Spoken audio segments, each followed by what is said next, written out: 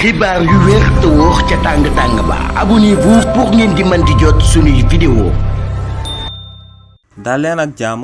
seen chaîne bii di Buzz 221 HD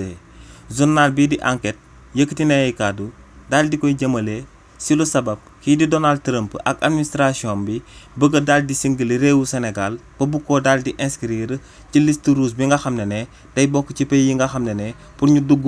réewu Amérique day daal di jafe lool. si li ni mel buñ sukkandikoo ci journal bii di enquête réewu Sénégal atum 2020 jàpp atum 2025 maanaam ci 5 ans yu ñu génn moom mooy pays africain bi nga xam ne moom lañ ëpp luñ daal di dàq ay doomu réewam. ne service d'expulsion de l'immigration yu daal di nekk Amérique daal di nañuy signaler lu tolloog 1688 immigrés yu daal di bàyyeekoo ci réewu Sénégal te ñooñee nuñ nekkee ci réewu Amérique de manière irrégulière lañ. te ci li ni mel waa service d'expulsion de l'immigration daal di nañ ciy jàpp lu tolloog 410 personnes daal di leen di jëlee ci Amérique daal di leen di dellu si ci réewu Sénégal ñoom nee nag lu sabab ñuy amal li ni mel jëmale ko ci jëmmu sénégalais yu fa daal di nekk moom mooy que ne ñu bëri si ñoom dañ leen a daal di jàppalu ñu daal di nekk si li nga xam ne yoonu réewu Amérique da koy daal di tere maanaam dañoo daal di nekk ci banditisme waaye tamit am na ñoo xam ne dañoo dugg ci réewu Amérique te bañ fay dugg amuñu seeni